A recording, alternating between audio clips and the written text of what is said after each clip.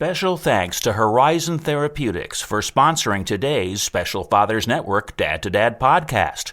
Working tirelessly to research, develop, and bring forward medicines for people living with rare and rheumatic diseases. Discover more about Horizon Therapeutics' mission at horizontherapeutics.com.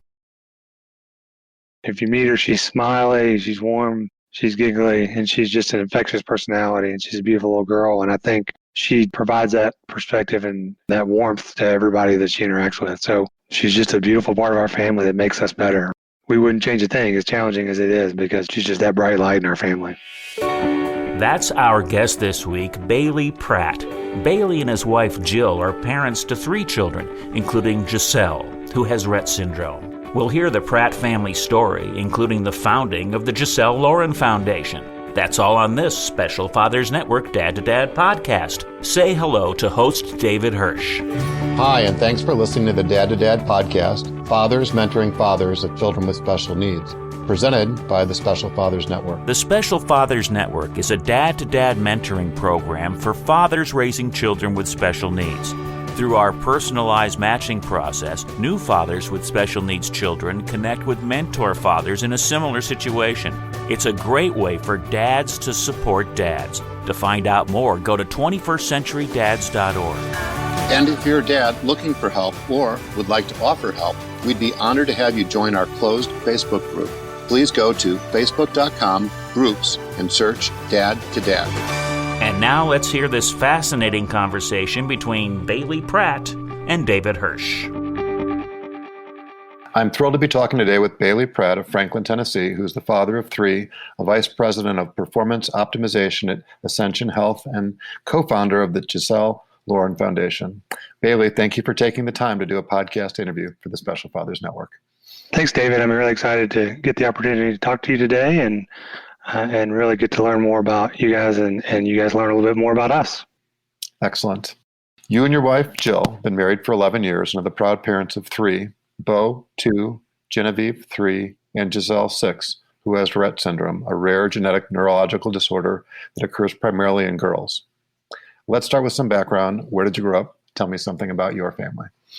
My family is originally from Mississippi, but we moved to Chattanooga, Tennessee when I was in kindergarten. So for me, most of my memories occur in Chattanooga, Tennessee, and I'm the youngest of 4 siblings, and we were all kind of a sports family there in Chattanooga, and we really enjoyed our time. And still, my family, everyone except myself, are in Chattanooga and work in Chattanooga. I'm the outcast that drove 2 hours away, and we live in Franklin, which is just a suburb of Nashville. And so we were just a sports family, and I played baseball. My brothers played baseball. My sister did a lot of things, and we were just your typical family that grew up in Chattanooga and enjoyed our time there. Excellent. So I'm curious, what did your dad do for a living? My dad was Hank Hill. When his first profession, he bought a propane business from his father when I was really young. And then as I was older, maybe in my 20s, he and my brother started a home building business, which is what they currently do now. And so they build homes. Actually, my dad, my brother, and my other brother are the CEO, the CFO, and the COO of a large home building business in Chattanooga. So they have learned how to build really good homes in Chattanooga, and that's what they do. Excellent. So I'm sort of curious now, how would you describe your relationship with your dad? So my dad and I've had a really special relationship kind of throughout my time. I was born on his birthday, so we share a birthday, which is pretty neat. And so we have that connection. And he was my coach growing up, so we coached me playing baseball or football or basketball. And I actually walked on and played in college at a small Division I school, and I ended up transferring as a senior to another Division I school. And that was another connection for my dad and I. You know, we'd always talk about sports, what was going on with the team. And so as I got older, we always had sports and primarily baseball for that common connection. And then, you know, as I transitioned to work world, my dad, and I'm the youngest of the 4, started playing more golf, and I happen to love golf. And so we still share a deep bond around golf. So we're constantly talking to each other about when the next time we're going to play and who's better than father or son or who won the last game. And so that is our relationship, and it's one that I really value just from a father-son. And he's also a mentor, so he provides a lot of guidance and, you know, thought leadership for me in any decision in my life, whether it's personal or professional. So we have a great relationship, and he's really, the CEO of my board of directors for me as a human, both in my work world and at home. So, well, that's a great testimonial to your dad. And being born on his birthday, you were a birthday gift to him, right? That's right. I was his 35th birthday present. You do have a special relationship with a family member when you are always sharing the same birthday together. So from what I remember, you played baseball in college. You did 3 years in Birmingham, and then I think you transferred to Miami of Ohio. You took a degree in business, and then you have an MBA from Vanderbilt University. And I'm wondering, when your career was getting off the ground, my recollection was you started at Ernst & Young. What was it? Where did you think you were going? Yeah, so David, one, you got a great recollection and got great notes of my history, and you're right on. When I started, I had this conversation with my parents when I was a sophomore in college. I think there was a desire to be a doctor, and when I got into be sophomore and started taking some business classes, I quickly realized, and taking some of those pre-med classes, I realized that my personality, my skill set, my strengths, and my passion didn't probably align with being a medical professional, and quickly learned as a sophomore, not sure how I did as a very immature, probably 19-year-old, that business and accounting were something I enjoyed. And so really I got into accounting because I felt it was a more specific business degree, which would just get me into the business world. And my dad had his own business and didn't have an accounting degree. And he said, son, you'll always value having an accounting degree. It doesn't mean you'll be an accountant the rest of your life, but you'll really learn the foundational language of business, and then you can go from there. My recollection was that you met Jill, your wife, at Miami of Ohio, and I'm sort of curious now, how did that happen? Yeah, it's actually a pretty funny story made for a podcast, but we met when I was in Birmingham, and we were in Miami at Birmingham Southern playing Miami for a weekend series, and she was roommates to the one person I knew that went to Miami, Ohio, which was a high school friend of mine. So we met randomly on a baseball weekend in Miami, and was a sophomore. Really didn't think too much about it, but we just continued to talk and ended up dating. And then as luck would have it, or fate or God planned it for us, I was at the end of my junior year, and my school decided not to be a Division I program anymore. And so we actually all got a blanket release. So going in my fourth year, I had the ability to transfer somewhere. I wasn't a superstar, but I had the ability to walk on somewhere if I wanted to. And I had the ability, knowing that Miami, where my girlfriend was at the time, now wife, had a great accounting and business school. So I'd be really proud of the business degree that I would get. Plus, I had the opportunity to walk on and play for a program that was also pretty good as well. So we took a leap of faith. It was another decision. Spent some time talking to my parents, mom and dad, and then went to Miami as a senior and played our last year there. It took me a fifth year to graduate because I transferred as a senior. But fortunately for myself and my wife, that relationship lasted, and now we're, I've got that family of 3 beautiful children and 2 dogs, and certainly wouldn't have ever thought that would have happened, but life takes you in some pretty awesome places. Yeah, well, thanks for sharing. That's a wonderful story.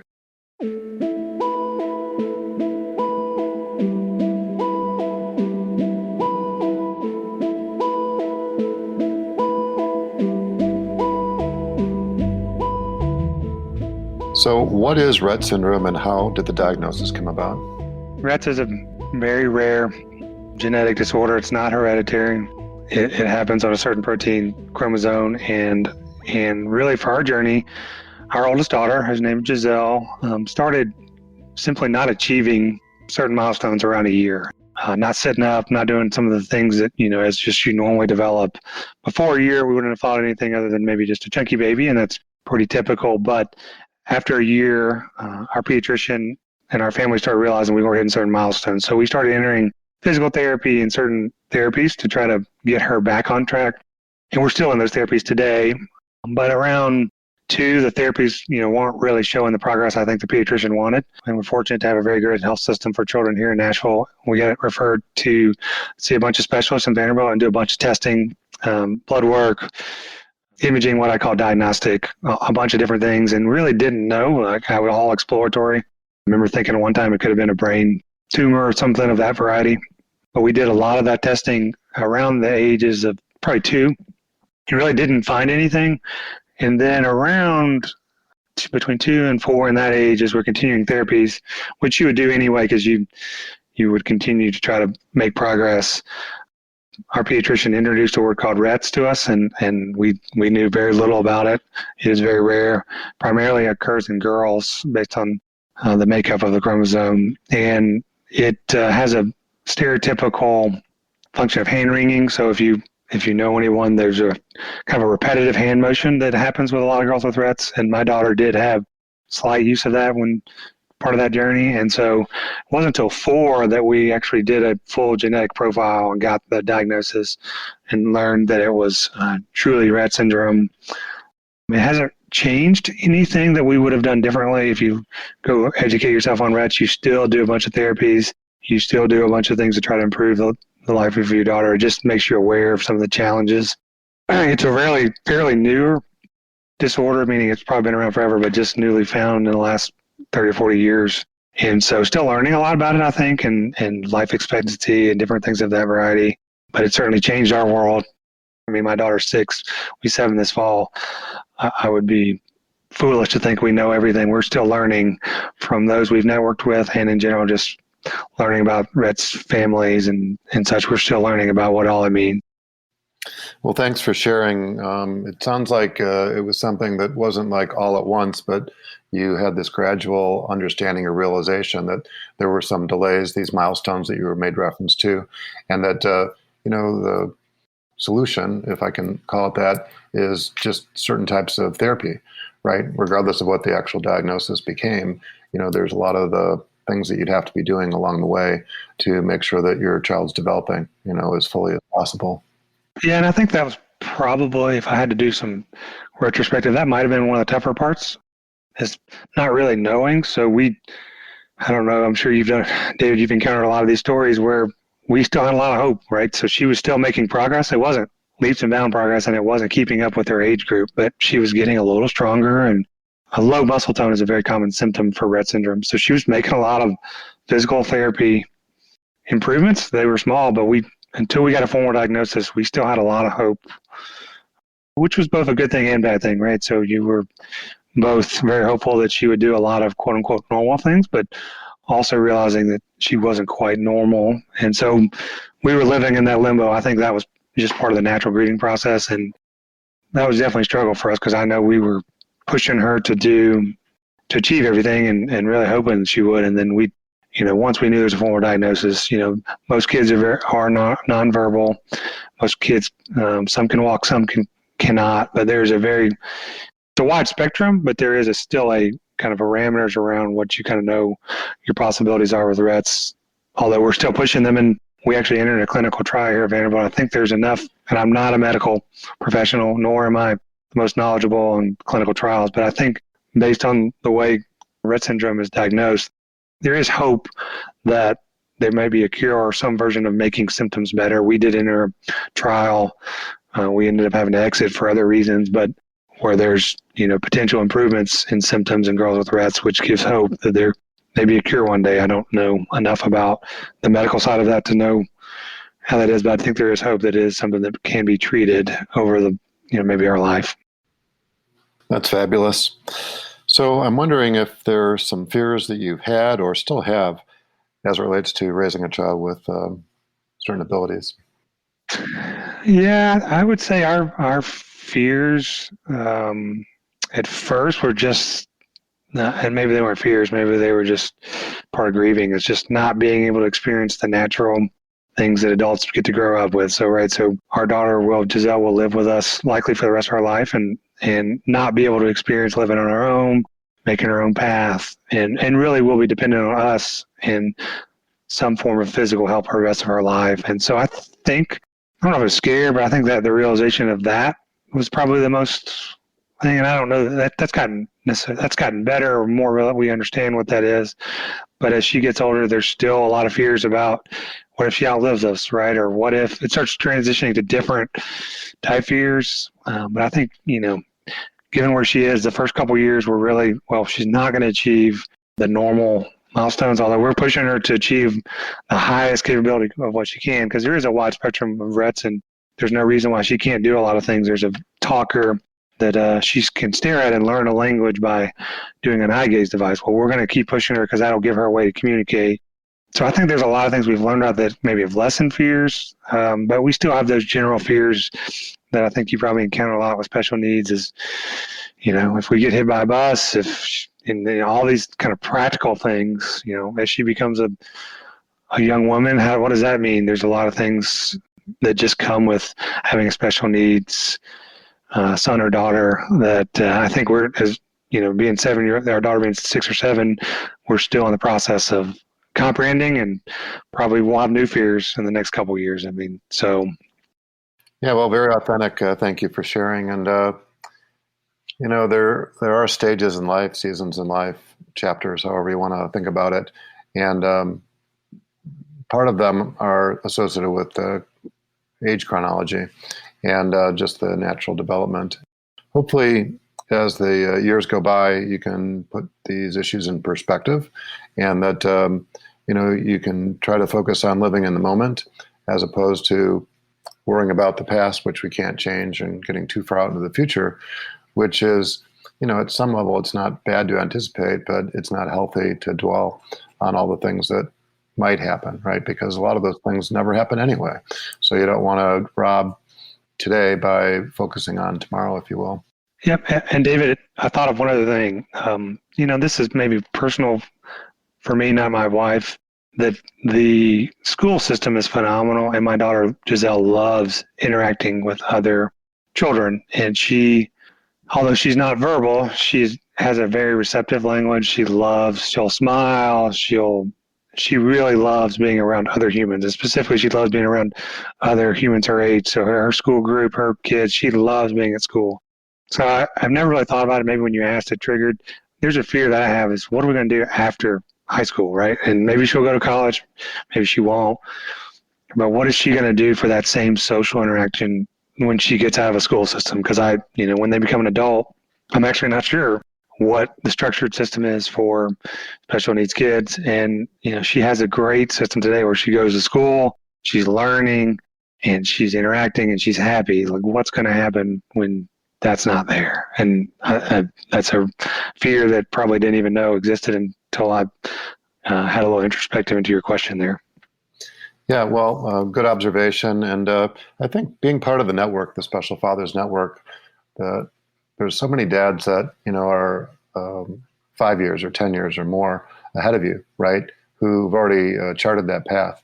How could that not be of some assistance or some help to you to, learn firsthand how they've approached the decision-making?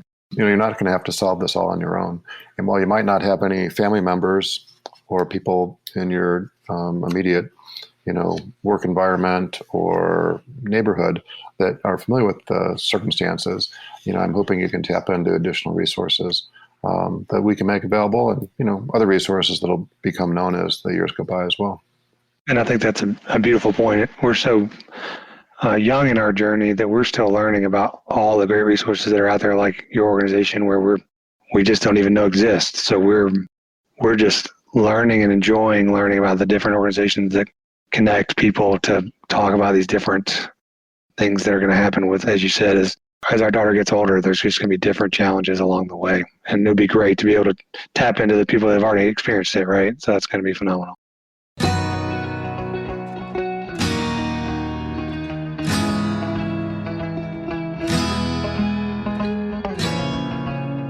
I personally am just trying to live and how to enjoy the moment of, everything she brings. She's having a special needs kid has brought a different perspective to our family, and we're just trying to enjoy it. It's very difficult.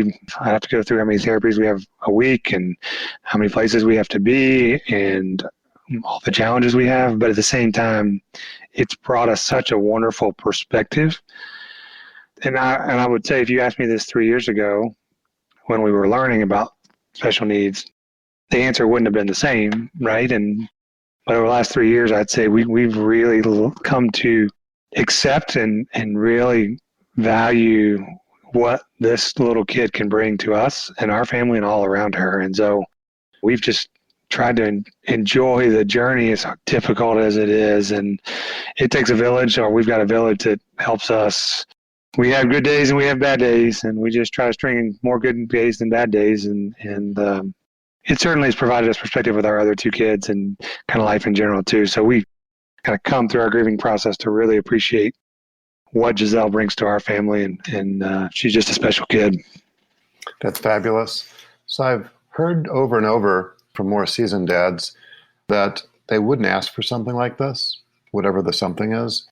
But reflecting on their experience, they wouldn't change anything, which is a pretty profound statement. So I'm hoping that that's your destiny as well, that years from now, when you have a little bit more of an opportunity to look back the journey that you've been on, that you might embrace that as well. Because, there's certain things that you have control over and many things that we don't. And if you keep dwelling on things that you don't have control over, how's that going to change things, right? How's that going to improve your quality of life or the outcome? So anyway, I think you're on a good path, and I'm really pleased to hear that. And at the risk of focusing on the negative, I'm wondering, from your perspective, or maybe from Jill's perspective, what do you think the biggest challenge or challenges have been? Yeah, I would say lack of communication. So my wife might say the lack of mobility. I think the lack of being able to tell us what she needs, and we're working on that journey with that eye gaze device I mentioned. But I think the biggest challenge is not being able to know. She's generally a well-behaved kid, so I think she could easily cry and have a lot of negative emotions. She really doesn't. She's very happy and smiley, but she can't tell us when she's full. She can't tell us when she has to go to the bathroom. We've learned systems of trying to take her every 2 hours, and largely she can use the restroom appropriately. But I think the lack of communication is probably the hardest for us, because you don't hear your daughter say, mommy, daddy, those kind of things. I would say lack of communication is probably the biggest challenge I've had. My wife might say the mobility. I think if she could walk and do a few things more on her own, it might open up more doors too. And those are two really hard things. Now, those are kind of at a higher level, at a more concrete level. We have speech therapy on Monday morning at 7:30. Actually, OT. I have to remember OT on Tuesday morning. We have speech and physical therapy on Wednesday. We have feeding therapy on Thursday, and we have another speech therapy on Friday. So I would say, and this is largely Jill, my wife, that has done most of this championing, is how do we get the full amount of resources to help her achieve her maximum potential? And it requires a lot of resources, both financially. It takes a lot of energy to do all of these said things, and it takes a lot of, because she doesn't have good use of her hands and she can't do all the things herself. It takes a lot of your own physical energy too to get her to these places, to carry her around, to get her engaged in these activities. So that's also a big challenge too, as well. Okay. So I'm wondering what impact Jiselle's situation's had on her younger siblings, your marriage, or your extended family for that matter.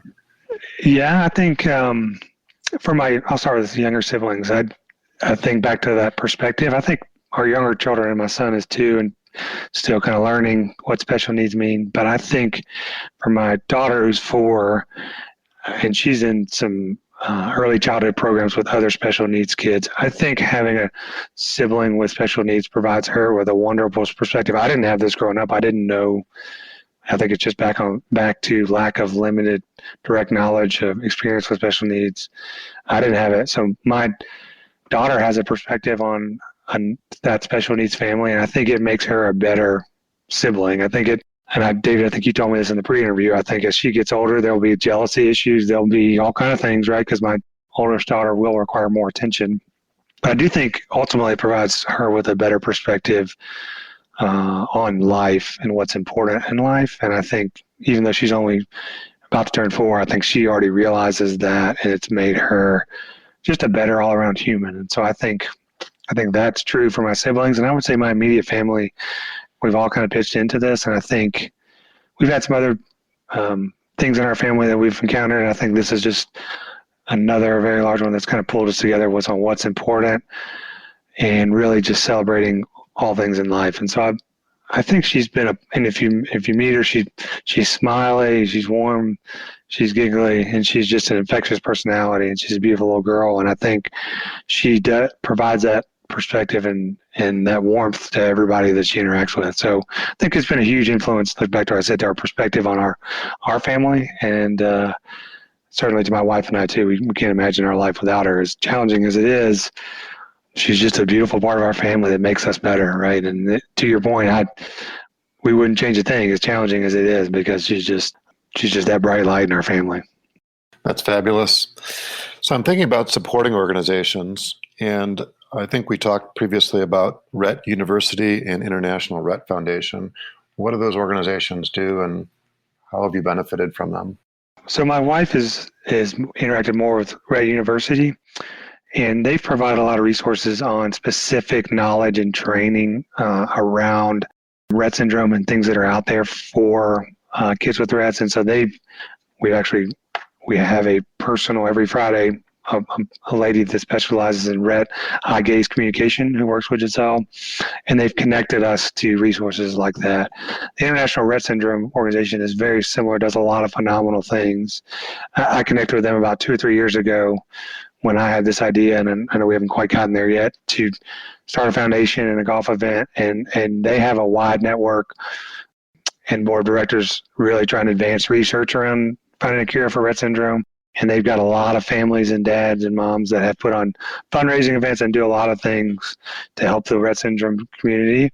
And they're putting on they went on a hiatus for COVID, but they're putting on, actually here in Nashville in the next year, an event that's a convention for a weekend for Rett's families to come and learn and network and meet other people. So they do a lot of great things in the Rett's community. And the International Rett Syndrome is more around research, and then the Rett University is more about resources. From what our interaction is, I don't want to misquote those organizations, but from our interaction, that's really how we've used them, and they've been phenomenal. Excellent. So let's talk about this organization that you and Jill have founded called the Jiselle Lauren Foundation, which I understand you started in 2019. What's the mission? What's your vision for that group? Yeah, and the story behind this is probably one that is one I would not have envisioned 5 years ago, 10 years ago, 15 years ago. But as we were on that journey we talked about earlier, I play a lot of golf, and I told you I play golf with my dad, and that is one of our personal things. My wife grew up around a family that played golf, and so it was about 3 years ago as we were learning, we just said, how cool would it be to have a golf event that celebrates Jiselle and the warmth and that bright light, and gets our families together to celebrate her. At the time, we weren't even really sure for what, right? We really thought about how cool would it be to have a golf event. Well, what that's transpired into is that we've started, and with the business background my wife and I have, we did a little research and tried to figure out what that meant. We decided to start a corporation that was a nonprofit from a tax standpoint with a mission that's pretty simple. It's not specific to Rett syndrome, so you heard a lot today about what my daughter has. We have a calling in our heart to help anybody with special needs that needs help. So we started with a very simple golf tournament, and we're really young. We're 2.5 years old, going on 3. We'll have our 3rd event this year. Our event's called Scramble for Smiles. That's where it started, and then we came up with the foundation concept. And it's really a day to fundraise and really celebrate Jiselle, and then fundraise to help any family in the special needs community that needs help to provide it. And so our goal our first year was just to raise enough money to pay for incorporating fees and things of that variety. We were extremely fortunate through our support system to raise upwards of $40,000 in our first year, and then second year we kind of matched that. So actually in our second year we were able to provide around 13 families and 2 organizations help with whatever they need, and that ranged from devices. So we actually got 2 girls with Rett syndrome, those eye gaze devices that I mentioned. We paid for a lot of medical bills with families that are dealing with whether they were testing around medical things or whether they were therapies, additional therapies they couldn't pay for, or wheelchair upgrades that needed to happen. We did not limit ourselves to anything other than someone in the special needs community that needs help. And that is our mission and value, is to celebrate her and help anybody that needs it in that community. And we originally thought it would just be in Nashville, and then we opened it up. And with technology today, we helped a family in India, which was really neat. And we got to FaceTime with them and see the impact that our little organization did for them. And this is part of the reason we're coming on podcasts like this is we're learning how to fundraise, which is not our background. We also learn we have to let people know that we have funds to help. So we want people to know that we exist so they can reach out to us and ask for help. We know that's really hard to do, but we're trying to build an organization that is there to help. And it's pretty simple. That's it. David, I know it's a long-winded answer, but it's really to help anybody in that special needs community that needs it. Well, it's amazing that you have 3 children, which is usually very challenging, right? Because you've gone from having what I think of as a man-on-man defense to a zone defense because they outnumber you. Children outnumber the parents. And, just balancing work and family issues is challenge enough for most. But in addition to coming up to speed on Rett syndrome and all the things we've been talking about that you and Joel are doing to help Jiselle, you found the time somehow, some way to look beyond your own situation. And it's just amazing that you're able to do that. And what a great role model you are to so many others. So thank you for the work that you're doing. And I hope God continues to bless you and all those others that are involved. Thanks, David. We really certainly didn't envision this. And if you asked people that knew me 5 years ago, I doubt they would have projected that Jill and I would start a foundation. And a lot of people ask us, is the Jiselle Lauren Foundation to help Jiselle personally with her situation? And it's not, right? It's the intent is to help others because we feel very fortunate with the support system we have. And we recognize how challenging it just flat out is. And but it's been extremely fulfilling to us to be able to make a difference. But this foundation has really been something that we just have gotten infinite reward back from. As much as we're trying to help people, I think it's been a bigger reward for us. But our long-term goal, and I think I might have told you this, is maybe create something that one of our other kids wants to do when they get older, or it's something that goes beyond us, because that would be really neat to create something that helps beyond just our little passion. And we're just both really proud of what's going on with our foundation. That's fabulous. Well, I can see from my perspective that part of it is therapeutic, right? You made reference to the fact how satisfying it was and how meaningful it is to you. And I think it helps put your own situation in perspective by engaging with other families and helping in whatever way you can. You just want to try to have an impact in people's lives. Yep. Like you said, it's not for Jiselle's benefit directly, but it's going to benefit a lot of other people. So my hat's off to you. So I'm sort of curious to know, why is it that you've agreed at such a young age to be a mentor father as part of the Special Fathers Network? I think connecting with other folks and providing knowledge and resources, I think this, and I didn't even know it, David, my personality is very outward processing as far as work and talking through things, and it really started with my dad. We talk to a lot of people and get the perspective of a lot of different people.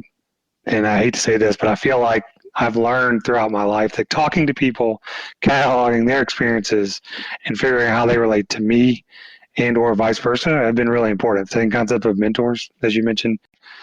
And that ability to connect, whether it's asking for help or giving help, is important to me because it just, like I said, it plays a big part in my decision making. And that's a practical answer. But the reality is, for me, whether in any life decision, when you get enough input of people who've been through a vast experience, you kind of start to figure out what is the best course of action for me and said decision.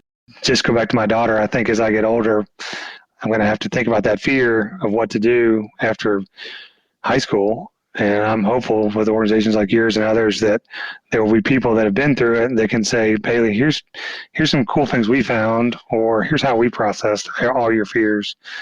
And vice versa. Same if I get a chance to mentor someone younger that's in that stage when my daughter was 2, I can provide that perspective of what we went through. And I know that if I had connected probably earlier and still learning how to connect with more of those resources, it would have helped me through my journey when I was 4 years ago when my daughter was just starting that journey. I think the answer It's a long-winded answer, but it's just been so much ingrained in part of my life that I'm just excited about the ability to help and connect. Well, we're thrilled to have you. Thank you for volunteering. I'm wondering if there's anything else you'd like to say before we wrap up. The one thing I would say is just, we are truly a very brand new foundation and organization.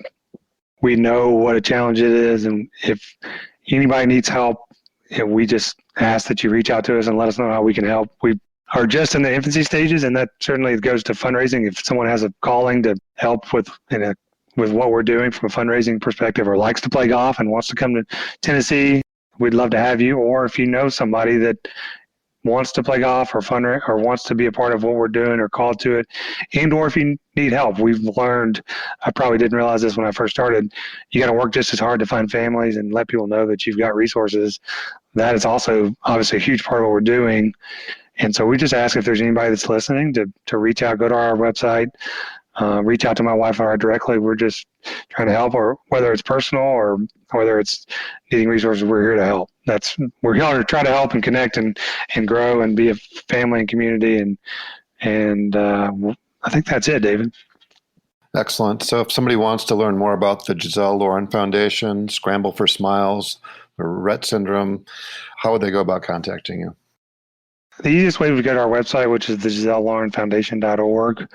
And on there's a connect button, there's newsletters, that thing of that variety. They also could email my wife or I as well, which we could provide. My email is Bailey.Pratt at the JiselleLaurenFoundation.org, and my wife is Jill.Pratt at the Jiselle Lauren Foundation. We also have a Facebook and Instagram page out there. But the main thing is go to our website, and you'll kind of see where we're connected, and we're here. And so we're very accessible and ready to help, whether it's you're called to fundraise and donate, or whether you're someone that needs help, we're here. Well, we'll be sure to include that information in the show notes so it's as easy as possible for people to follow up with you. Bailey, I just want to say thank you for your time and many insights. As a reminder, Bailey is just one of the dads who's part of the Special Fathers Network, a mentoring program for fathers raising a child with special needs. If you'd like to be a mentor father or are seeking advice from a mentor father with a similar situation to your own, please go to 21stCenturyDads.org. Thank you for listening to the latest episode of the Special Fathers Network Dad to Dad podcast. I hope you enjoyed the conversation as much as I did. As you probably know, the 21st Century Dads Foundation is a 501c3 not-for-profit organization, which means we need your help to keep our content free to all concerned. Would you please consider making a tax-deductible contribution? I would really appreciate your support. Bailey, thanks again. Thanks, David. And thank you for listening to the Dad to Dad podcast, presented by the Special Fathers Network. The Special Fathers Network is a dad-to-dad mentoring program for fathers raising children with special needs. Through our personalized matching process, new fathers with special needs children connect with mentor fathers in a similar situation. It's a great way for fathers to support fathers. Go to 21stCenturyDads.org. And if you're a dad looking for help or would like to offer help, we would be honored to have you join our closed Facebook group. Please go to facebook.com/groups and search Dad to Dad. Also, please be sure to register for the Special Fathers Network bi-weekly Zoom calls held on the first and third Tuesdays of every month. Lastly, we're always looking to share interesting stories. If you'd like to share your story or know of a compelling story, please send an email to david@21stCenturyDads.org. The Dad to Dad podcast was produced by Couch Audio for the Special Fathers Network. Thanks again to Horizon Therapeutics, who believe that science and compassion must work together to transform lives.